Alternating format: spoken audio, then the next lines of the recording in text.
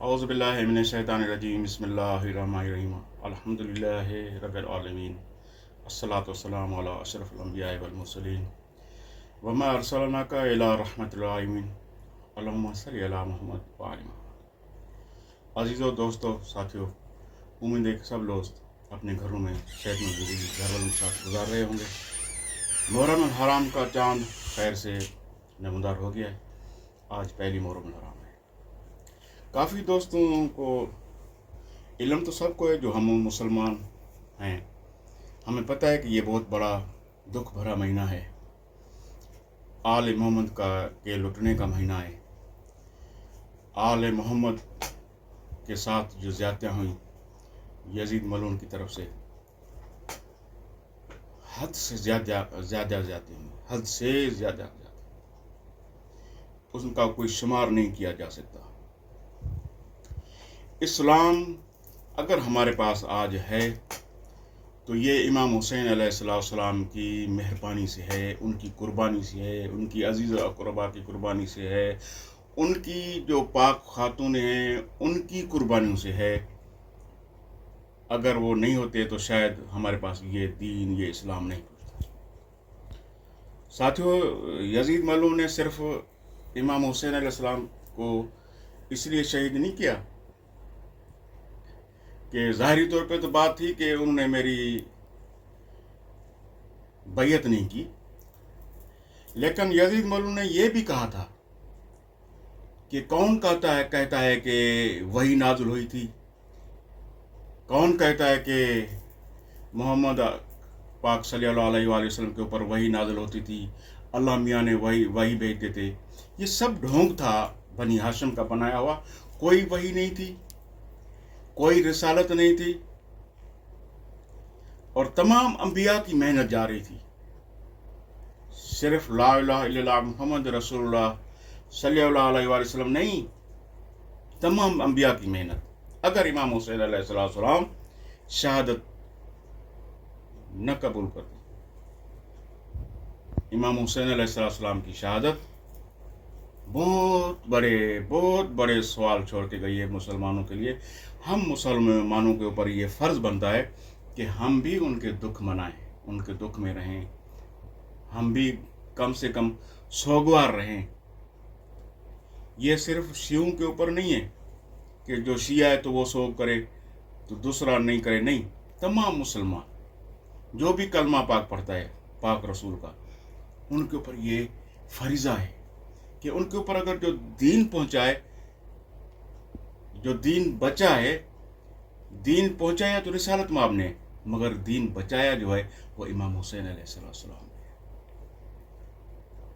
یہ چالیں یزید کی کب بڑی، یعنی ان کی ایسی چالیں چلی ہوئی تھیں انہوں نے کہ شہادت کے ساتھ سب کچھ دفن ہو جاتا، کیونکہ جب وہ دعویٰ کر چکا تھا کہ کوئی وحی بھی نازل نہیں ہوئی تھی، سب یہ بنی ہاشم کا ڈھونگ تھا، تو آپ اندازہ لگائیں باقی بچ کیا رہ جاتا ہے، رہ کیا جاتا ہے۔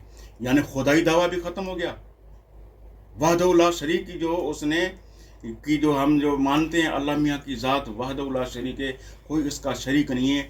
اگر یہ پوری کائناتیں چل رہی ہیں تو کوئی اس کا بنانے والا ہے، کوئی خالق ہے، تو یہ ساری دعویں ختم تھی۔ اور انبیاء علیہ السلام کا جو سلسلہ تھا وہ سارے سلسلے ختم ہو رہے تھے۔ صرف امام حسین علیہ السلام کی شہادت اگر نہ ہوتی، اور امام حسین علیہ السلام شہادت وہ اگر خاموش ہو کے کہیں چلے جاتے تو جا سکتے تھے، مگر نہیں، انہوں نے کہا میرے دین میرے نانے کا دین ہے، میں اپنے نانے کے دین کو بچاؤں گا۔ جس طریقے سے یزید ملعون چاہتا ہے ایسے نہیں کرنے دوں گا، کیونکہ یزید زانی تھا، شرابی تھا، ہر برا عمل اس میں تھا۔ وہ دن رات کتوں کے ساتھ کھانا پینا، اٹھنا بیٹھنا، کھیلنا کتوں کے ساتھ ہوتا تھا اس کا۔ یہ تمام دیکھیں، یہ فقہ جعفریہ کی بات نہیں کر رہا، تمام اہل سنت کے جو معتبر کتاب ہیں، آج کل کے نہیں، پہلی صدی، دوسری صدی، تیسری صدی سے آپ دیکھیں، ان میں واضح طور پہ ہے۔ اسلام میں علامہ اقبال رحمۃ اللہ علیہ نے فرمایا، اسلام میں دو ہی چیزیں ہیں بس، ایک سجدہ شبیری، ایک ضربت ید اللہ۔ اگر سجدہ شبیر نہ ہوتا تو اسلام میں کچھ نہیں رہ جاتا. اگر امام علی علیہ السلام تلوار نہ اٹھاتے تو اسلام نہیں بچتا. یہ علامہ اقبال کی شاعری ہے. اس میں فارس میں تو بہت ساری ماشاء اللہ انہوں نے بنائی. اور شاہ عبد اللطیف بھٹائی رحمۃ اللہ علیہ فرماتے ہیں کہ سندھی میں ایک شعر ہے کہ حقیقت ہن حال جی جے ظاہر کیاں زری त लॻे माठ मिरन खे डूंगर पवन डरी वंजन वन बरी ओभर उभरे की न की. कहने का मतलब ये है शाह साहब का कि मैं अगर करबला मौला के में जो हादसात हुए हैं, जो वाक़यात हुए हैं, जो आलिम उनके ऊपर जुल्म ढाए गए हैं, उनमें से थोड़ी सी जरी भी मैं ज़ाहिर करूँ, हकीकत है नाल जी जे ज़ाहिर क्या जरी तो लगे माठ मिरन के, यानी जो दरंदे रहते हैं अपना जंगलों में, तो वो वहीं के वहीं सुन हो जाएं, ख़त्म हो जाएं, और पहाड़ जो है वो रेजा रेजा हो जाएं. वंजन वन बरी ओबर उभरे की न की, ये जो सरसब्ज दरख्त हैं ये जल जाएं, आग लग जाए इनमें, और क़यामत तक जो सूरज है वो तुलू हो ही नहीं.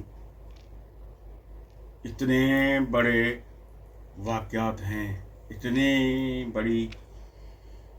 बड़ी कुर्बानी दी मौला इमाम हुसैन अलैहिस्सलाम ने हम मुसलमानों के लिए. तो ये अर्ज़ है खिदमत में. देखें, सरकार दो आलम ने फरमाया है कि जब लोग उनके पास सोना चांदी जवाहरात हीरे ले आए थे कि जी आपने हमें मुसलमान बनाया, हम काफिर थे, हमें खाने पीने की तमीज़ नहीं थी, हमें उठने बैठने की तमीज़ नहीं थी, हम बेटियों को ज़िंदा दफन करते थे, आपने हमें मुसलमान बनाया, आपने हमें दरंदगी से बचाया, आपने हमें इंसानियत दी, हमें हलाल हराम की तमीज़ सिखाई, लिहाजा हम आपको कुछ देना चाहते हैं. तो फ़ौरन अल्लाह मियाँ की ज़ात की तरफ से कुरान शरीफ की आयत नाज़िल हुई कि मेरा हबीब इनको बोले कि अगर आप मुझे कुछ देना भी चाहते हैं तो मुझे ये आप ज़ेवरात वगैरह ये सोना ये नहीं दें, आप मेरी आल से मोहब्बत करें. आपने मेरी आल से मोहब्बत की, बस आपने मुझे यानी अजर रिसालत दिया. तो ये अजर रिसालत है. अगर आप उसके दुख में बराबर के शरीक हैं, आप कम से कम ठीक है, हम वहाँ तो उन जैसे उनके पास जा नहीं सकते हैं, ना हम कोई ऐसी कुछ कुर्बानी दे भी सकते हैं, ये हमारी मजाल कहाँ, मगर कम से कम सोग वाला तरीका हम बना सकते हैं. ये तो हम बता सकते हैं. ज़रूरी नहीं है कि हम इमाम बारगाह में जाएं तो फिर पता चलेगा कि हम सो कर रहे हैं. नहीं, भले आप अपने घरों में हो, मगर आपका जो उठना बैठना चलना खाना पीना घूमना फिरना, आपकी ज़िंदगी में जो आम ख्वाहिशात होती हैं उनको तर्क कर दें, उनको ख़त्म कर दें. बाकायदा उस माहौल में रहें कि पता चले कि आप सोग में हैं, बाकायदा पता चले कि आप सोग में हैं. काले कपड़े पहने, जो शादियाँ जो महफिलें ये सब तर्क कर दें, ख़त्म कर दें. कोई इसमें जो दोस्त ये कहते हैं कि जी शादी करना ये वो सब कुछ जायज़ है, बकवास करते हैं, झूठ बोलते हैं, अपने पेट के चक्कर में बोलते हैं. क्या इंसान का जहन ये कबूल कर सकता है कि जहाँ इमाम हुसैन अलैहिस्सलाम की शहादत हुई हो, उनके बच्चों की, छोटों की, बड़ों की, उनकी बीवियों के पर्दे लूटे गए हों, और हम खुशियाँ मनाएं, फिर हम मुसलमान कहलाएंगे कि हम मुसलमान हैं? नहीं हो सकता. लिहाजा सेकंड मेरी मूवी में इंशाल्लाह मैं अगली व्लॉग में और भी कुछ खिदमत में पेश करूँगा. मौला हुसैन अलैहिस्सलाम के जो वाक़यात हैं पहली मुहर्रम से जो शुरू हुए हैं. मुझे उम्मीद है कि आप मेरी इस वीडियो को पसंद करेंगे, लाइक करेंगे, शेयर करेंगे, और अपने इस चैनल का ख्याल रखिएगा. बहुत शुक्रिया. खुदा हाफ़िज़.